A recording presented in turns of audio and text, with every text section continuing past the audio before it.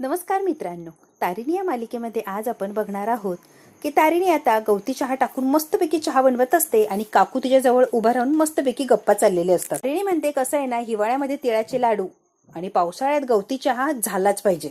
म्हणते अगदी बरोबर हा. म्हणते तारिणी, चल ना ग, मस्त पाऊस पडतोय, आपण भिजायला जावा. नाही मला यायचं नाहीये भिजायला, तुम्हाला जायचं तुम्ही जा काकू. आवडत नाही पावसाळा, सगळीकडे चिकचिक चिकचिक, मला अजिबात आवडत नाही.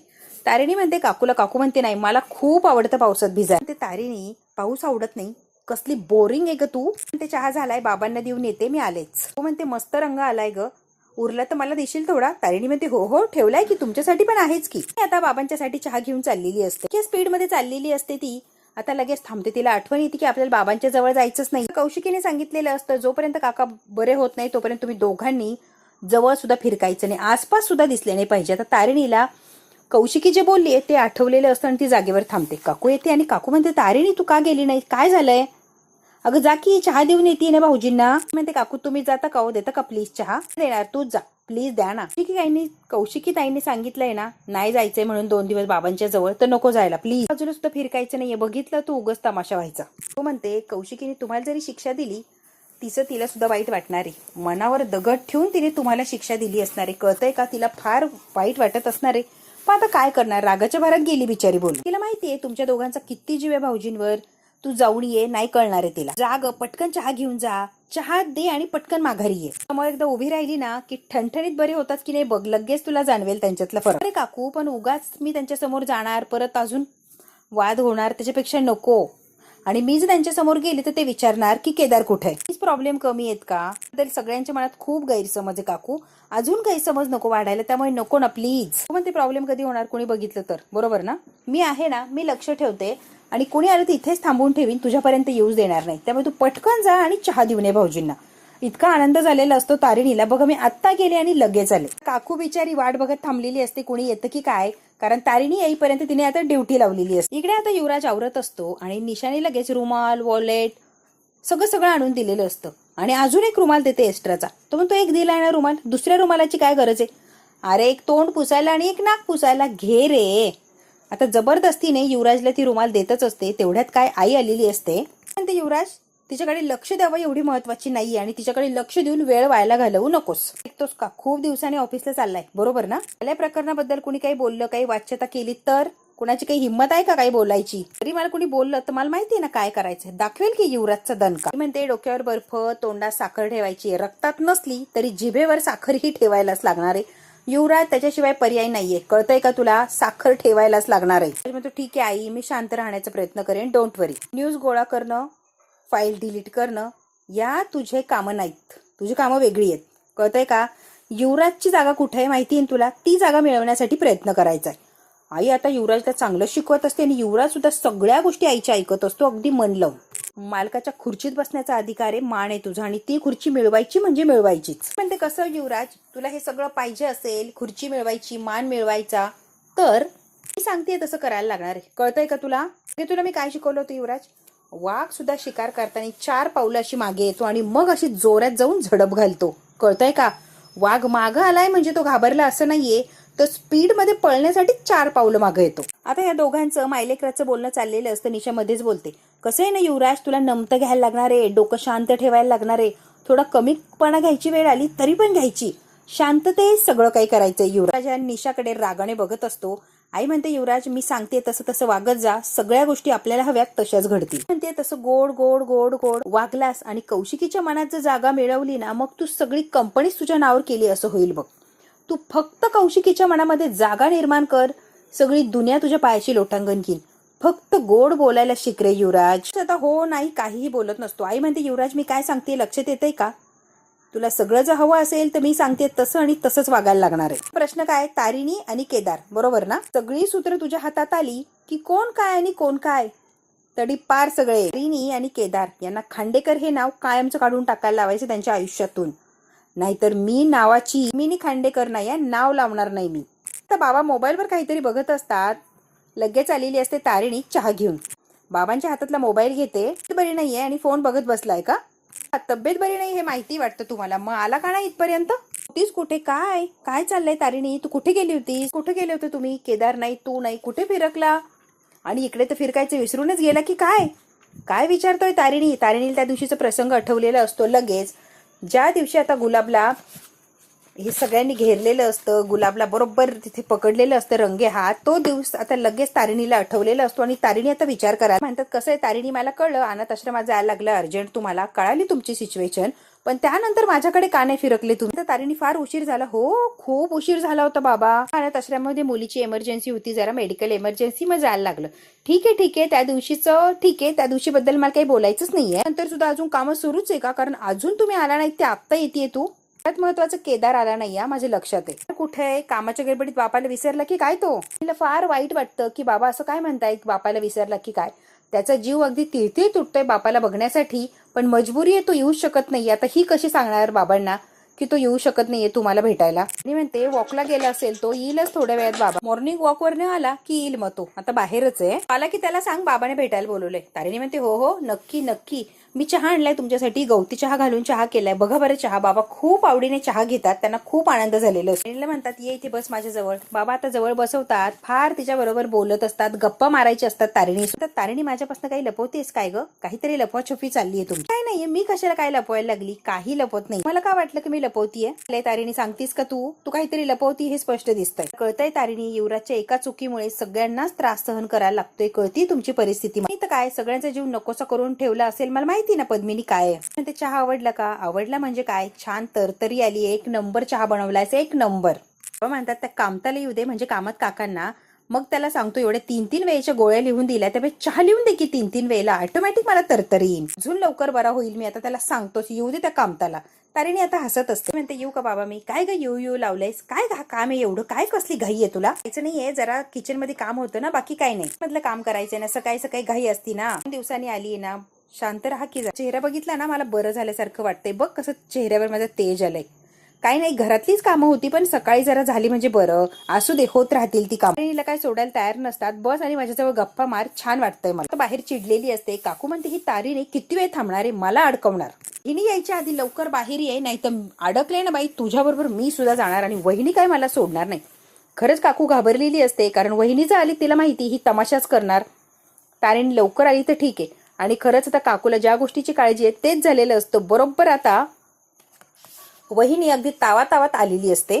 लांबूनच ओढते, वहिनी ओ वहिनी काय गये, मोठ्याने ओरडत असते, वहिनी कुठं चाललात, वहिनी कुठं चाललात. आता तारिणीने ऐकलं की आई आली, काकू आल्या वाटतं. खोलीत चाललीये, सारखं खोलीत ओ वहिनी करत असतील, करू दे की आराम. काय तुमचं लगेच खोलीत, वहिनी इकडे झालं नाही ओ वहिनी. अगं मग का वेड्यासारखं करतीये, आत गेला तर नक्की होणार. काय होईल ग, मी जर आत गेले तर काय होणार आहे सांग की. हा ओ चहा थंड होईल, खूप सुंदर चहा घेऊन तर बघा. कोय चहा, माझा चहा झालाय, असं काय करताय, म्हणजे इतक्या प्रेमाने मी चहा बनवला आणि तुम्हाला चहा घ्यायचं नाही, काय बोलताय वहिनी. आता तारिणीने ऐकलेलं असतं की आता पद्मिनी काकू बाहेर आलीये, आग्रह खातर तुम्हाला चहा घ्यायलाच लागणार आहे, टेस्ट करावं वहिनी. जबरदस्तीने तिने बसवलेलं असतं पद्मिनीला, आणि चहा प्या असा आग्रहच करते. तर देणार लगेच पिण्याच्या आधी सांगू का तुला ना, या पद्मिनीला एवढी जोरजोरात का हाका मारतीये, ऐकायला येत नाहीये की चेतना बहिरी झालीये. आजचा चहा पिऊन तिचा घसा खुला झाला की काय चेतनाचा. म्हणते बघते नक्की काय झालंय ते. तारिणी पटकन तिथून निघून गेलेली असते. मी बघते चेतना काकूला काय झालंय, आता तिथून बाहेर पळालेली असते. तारिणी तर निघून गेलेली असते. बाबा म्हणतात काहीतरी झालंय सगळ्यांना, काय झालंय मात्र कळत नाहीये, लपवाछपी सगळ्यांचीच चालली. घाईघाईत निघून गेलीये तारिणी. पद्मिनी आता चहा पिलेली असते. खूप सुंदर झालाय चहा, एक नंबर. पण मी आतमध्ये जाऊन पितीये, आता नको, इथे मी आतमध्ये. नाही वहिनी इथेच बसून प्यायचे, आत बाहेर करता तो थंड होऊन जाणार, मग चहा पिण्याची मजाच राहत नाही बघा, तुम्ही इथेच प्या बरं. पटकन बाबांच्या रूम मधून निघते आणि दुसऱ्या रूम मध्ये गेलेली असते. आता लगेच चेतना म्हणते कसं आहे ना वहिनी, जा आता तुमच्या रूम मध्ये जा, केक खा, चहा प्या, निवांत. काय चाललंय ग तुझं, आधी जबरदस्तीने बसवते, चहा प्या, नंतर कुठे केक खा, आणि आता म्हणते अचानक जा तुमच्या रूम मध्ये. चेतना बरी आहेस ना तू. हो वहिनी बरी आहे ना मी. आता ती राग निघून गेलेली असते पद्मिनी, आणि आता समोरून आलेली असते ती आपली तारिणी. थोडक्यात वाचलेली असते चेतना काकू. आता चेतना भाऊजी भेटले का ग तारिणी काकू, थँक्यू सो मच, खरंच बाबा भेटले, त्यांच्याशी बोलून खरंच मला खूप छान वाटलं, पण तुम्ही जर वाचवलं नसतं तर आज मी गेले असते. 2 दिवसानंतर बाबांना बघितलंय, थँक्यू सो मच, तुमच्यामुळे शक्य झालंय. तुमची तब्येत बरी आहे, केदारला सांगायला पाहिजे. मी पळतच आलेली असते. केदार बाबांना भेटले, कसे आहेत बाबा, बरे आहेत, आता तब्येत सुधारायला लागलीये. केदारला सुद्धा खूप छान वाटतं की आता बाबा बरे व्हायला लागले. खूप छान बोलले, मलाही छान वाटलं त्यांना बघून, आणि त्यांनाही छान वाटलं मला बघून. खरंच खूप रिलॅक्स वाटते. 2 दिवसानंतर बाबांना बघितलंय, खूप छान वाटतंय. तुला काय सांगू केदार म्हणतो माझ्याबद्दल काही विचारलं का? हो, 2 दिवस झाले केदार फिरकला नाहीये आणि माझ्याकडे आला पण नाहीये. नेमकी काय झालं? काही माहिती आहे तर मग भेटायला का नाही आलात? काय झालं? चौकशी खोचून खोचून चालली होती, पण मी मात्र काही कळू दिलं नाही. आश्रमाच्या कामामध्ये बिझी आहे, त्यामुळे आलो नाही. फ्री झालो की नक्कीच येणार. समज हे आज न उद्या दूर होणारच आहे ना केदार. त्याच्यामुळे त्यांच्यात आणि कौशिकी ताईमध्ये दरी निर्माण व्हायला नको, आणि दरी निर्माण झाली की ती कायमची होऊन जाणार. प्रॉब्लेम तर सॉल्व्ह होणार नाही, पण दरी काय भरत नसते. त्यामुळे मी काही कळूच दिलं नाही. केदार इतक्या कौतुकाने या तारिणीकडे बघत असतो. भेटणार आहे ना केदार, तेव्हा तू सुद्धा असंच सांगा. केदार म्हणतो तारिणी एक सांगू? तारिणी म्हणते हो सांग की. नाती जपणं, सगळ्यांना सांभाळून घेणं, तुझा हा स्वभाव मला खूप खूप आवडतो. गोड स्वभावाच्या व्यक्तीसाठी मी एक गिफ्ट आणले. तारिणी म्हणते गिफ्ट? काय केदार गिफ्ट आणलंय रे तू? एक मिनिट बंद कर ना. बरा आहेस ना तू? डोळे कशाला बंद करायला लावतोयस? दे ना, डोळे बंद कर ना प्लीज प्लीज. आणि छान असा गजरा आणलेला असतो, इतका सुंदर गजरा असतो. वाव, बघितल्यावर इतकं तिच्या चेहऱ्यावर गोड असं हसू आलेलं असतं. तुला खूप सुंदर आहे केदार, खूप सुंदर आहे गजरा. तर तारिणीला अर्चेच्या समोर नेऊन उभं करतो. त्याच्या हाताने तिच्या केसामध्ये तो गजरा माळून देतो. तिला खूप छान वाटतं. त्यापेक्षाही छान तारिणीला वाटतं. केदारने स्वतः तिच्या केसात गजरा माळला आणि इतक्या आठवणी तिसाठी गजरा आणला. एकमेकांना बघण्यात अशी मग्न झालेली असतात की बस. त्याने आता हे सगळं स्वप्न बघितलेलं असतं. गजरा फक्त हातात घेतलेला असतो आणि डोळे बंद करून गोड जे आतापर्यंत झालं ते स्वप्न बघत असतो. सगळा गजरा वगैरे केसात माळल्यावर तारिणी केदारला म्हणते कसा दिसतोय गजरा? म्हणून हा डोळे उघडून बघतो.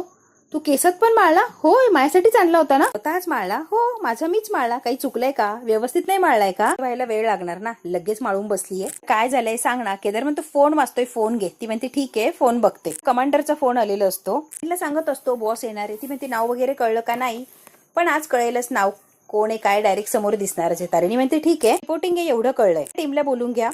चीफच्या स्वागतासाठी सगळी तयारी करायची, अगदी जोरदार. सगळी टीम असणं गरजेचं. येस बॉस, सगळ्यांनाच बोलवतो. चीफ येणारे चार्ज घ्यायला करण्यासाठी सगळे जाणं गरजेचं आहे ना. कसं जायला लागणार ना केदार? ताई चिडली आणि ते नाही जाऊन कुणाला सांगतोय, जायला तर लागणार असं. काम पटापट करतो आणि डायरेक्ट डेनवर पोहोचतो. व्यवस्थित येशील ना? हो येईल मी. केस गजरा वगैरे काढून ठेवलेला असतो, ती तयार व्हायला चाललेली असते. प्रेमाने केदारने गजरा आणलेला असतो. मिनिटभर सुद्धा त्याच्या केसात राहत नाही की लगेच जायचंय ड्युटीला म्हणून गजरा बिचारी काढून ठेव. ऑफिसला आलेला असतो. सगळे चहाच्या ब्रेकसाठी थांबलेले असतात. काय रे, कॉफी ब्रेक आहे की काही वेगळं चाललंय? केदार इतकं काम आहे, नवीन सेगमेंट चालू करायला आपल्याकडे चान्सच नाही. ऑलरेडीच इतकं काम आहे ना की बस. गेल्यापासून श्वास घ्यायला सुद्धा वेळ नाही केदार.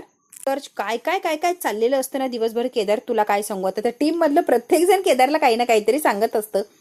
केदार ऑफिसमध्ये लवकर आलेला असतो. लवकर काम करून त्याला लवकर माघारी जायचं. व्यक्तीकडनं इन्फॉर्मेशन गोळा करणं हे सुद्धा चालू. गुलाब गेला ना, दुपटीने काम वाढलंय. म्हणतो बरोबर आहे, ब्रेक असा स्पेशल असलाच पाहिजे. म्हणतो माझ्याकडे एक आयडिया आहे, फॉलो करणार का सगळे? एक आयडिया, जबरदस्त आयडिया आहे.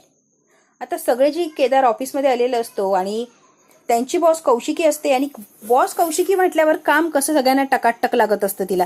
त्यामुळे या सगळ्यांना इतकं कामाला लावलेलं असतं. आणि त्यावर गुलाबची केस असते. गुलाबची केस म्हणल्यावर काय, रात्रंदिवस यांना काम असतं की यांना फुरसतच नसते. चिल वगैरे यांना काही माहितीच नसतं. अगदी फार फार काम करून दमलेले असतात.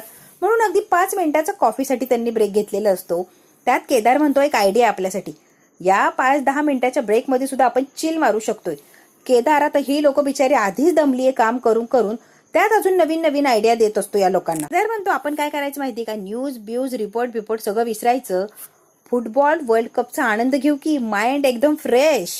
ब्रेक म्हणजे ब्रेक आपला धमाल होऊन जाणार. 5-10 मिनिटात असता काय सॉलिड आपला मूड फ्रेश होऊन जाणार की कमालीचा.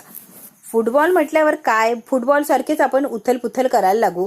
कसं वाटतंय तुम्हाला? हे बोरिंग नुसतं चहा पीत गॉसिप करण्यापेक्षा फुटबॉल बघून चहा प्या की एक नंबर कमाल धमाल येणार आहे. आणि अशी एनर्जी येईल ना की बघा. आता केदारने आयडिया सांगितली आहे, सगळ्यांनाच आवडलेली आहे. केदार फुटबॉलची मॅच लावायला लागलेला असतो.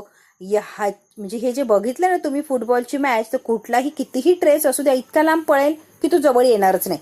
खरंच यार केदार, आम्हाला कसं सुचलं नाही यार, थँक्यू सो मच. पण मॅच मिस नाही करता. केदार म्हणतो क्या बात आहे.